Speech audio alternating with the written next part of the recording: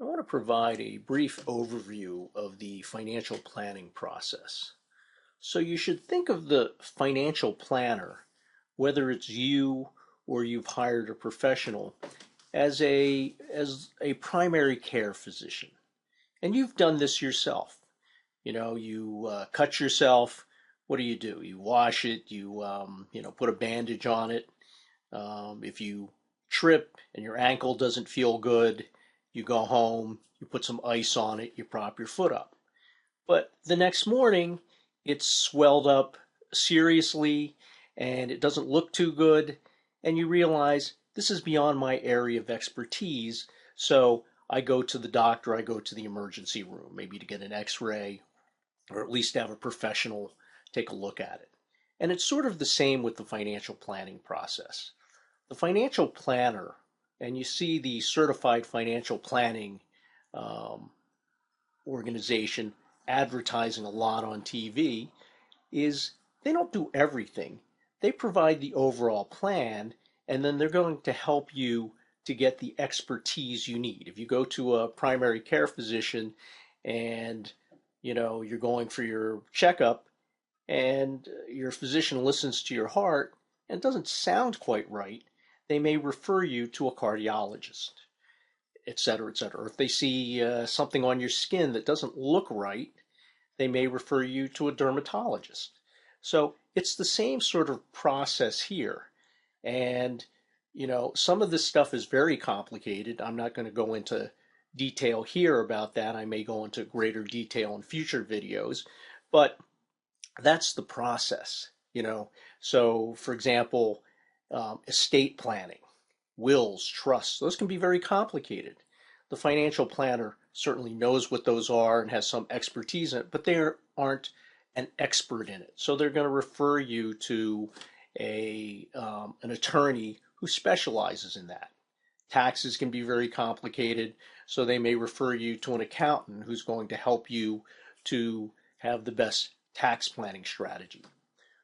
But here are some of the things you'll want to think about when you're considering a financial plan. And if you're working with a financial planner, some of this will help you to think about, what you might ask the planner, etc. Right? The first thing you have to do is establish some financial goals, right? You have to prioritize them. You're going to have short-term, medium-term, and long-term financial goals.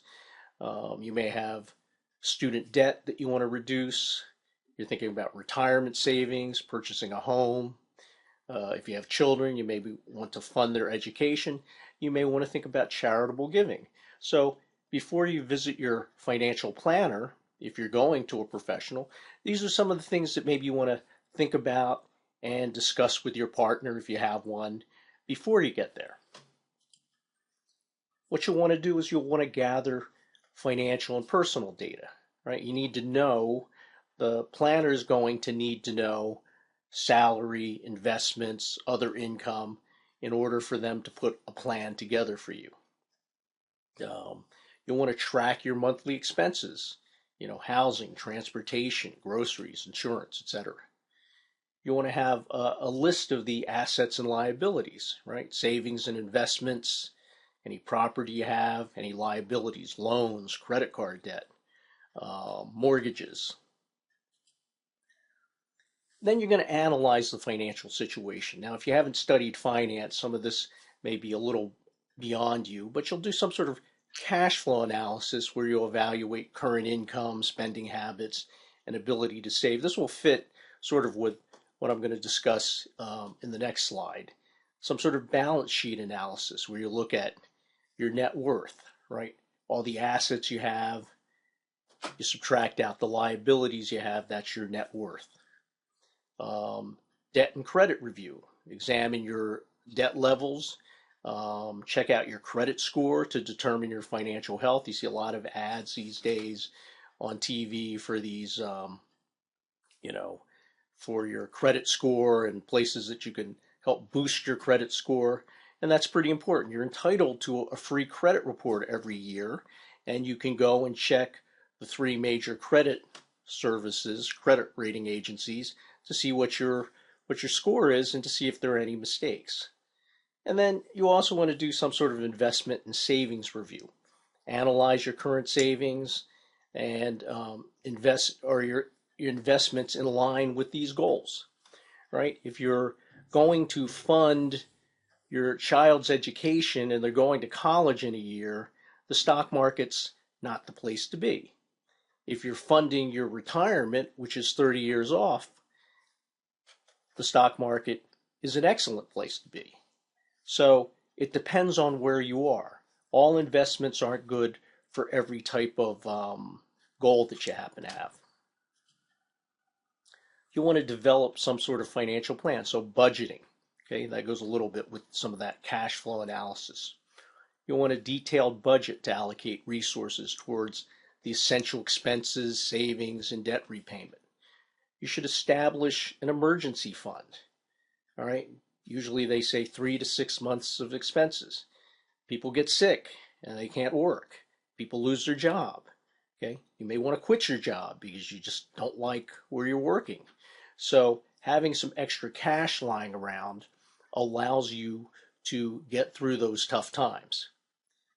Debt management. You want to have a strategy to pay off high interest debt if you have any, right? You don't want to be carrying around and paying 21% credit card debt.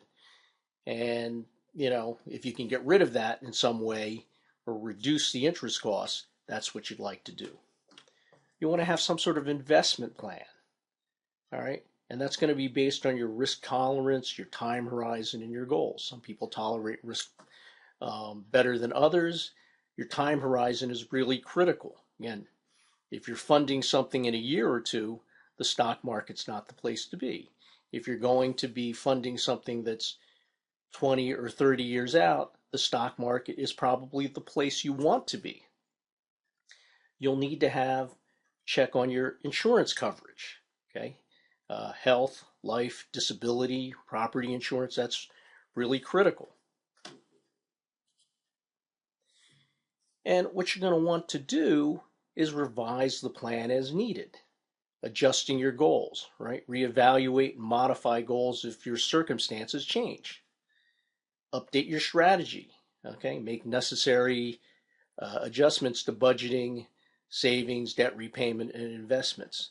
And if you're doing this yourself, and even if you're not doing this yourself, you want to keep learning about the financial planning process and adapt the plan as new tools and resources become available. There's a lot of good stuff on the internet. There's a lot of calculators that help you calculate things like how much Social Security you'll get or other types of savings that you're doing, so to help you through the process.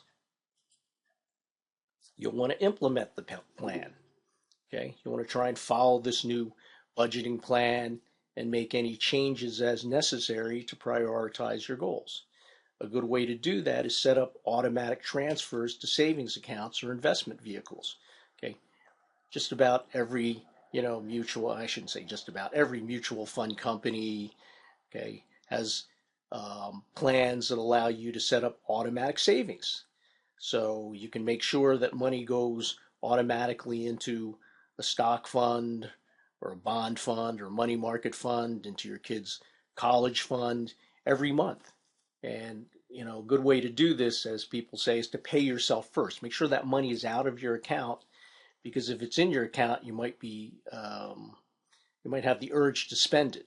But if it's socked away already, now you're looking at a smaller amount in your checking account, right? You'll probably adjust your spending accordingly. Any debt repayment strategy.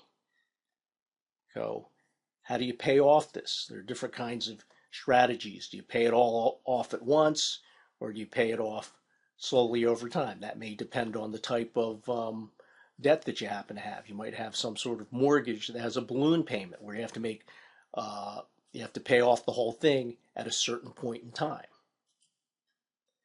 You want to monitor your progress. Okay, check in regularly, review the plan. A monthly is probably more often than you need, but quarterly is reasonable, or even yearly isn't unreasonable. Okay, if you've had any life changes, you got married, you had a kid, you purchased a home, That's going to change some of your circumstances. You may want to rebalance the investment portfolio. So if you decided that you wanted to have 70% in stocks and the stock market has gone up and now your portfolio consists of 90% stocks, you may want to sell off some of those stocks and reallocate them to some other asset. And then you want to revise the plan as needed. Adjust goals, reevaluate, modify goals if financial circumstances or priorities change. Things change, right? Decide you have different aspirations, right? In the beginning, you may have wanted to work a certain job and you thought you'd be there forever. You may decide, I'd like to do something else with my life. So you may have to adjust that. You may need to adjust your strategy, adjust budgeting, savings, debt repayment, and investments. And again, you want to continue to learn about new tools and resources that become available. You'll find quite a few financial planning classes. Now, some of these don't cost anything. Some of them actually will give you a free steak dinner because basically they want you to sign up with their company. But you may still be able to learn a lot. You'll find sometimes at the local library, they will have seminars on retirement planning, Medicare, Social Security, and they tend to be free and a good opportunity to learn some of these topics that you may not be aware of. So that's a brief overview. In future videos, I'll provide some greater detail on how to handle some of these issues.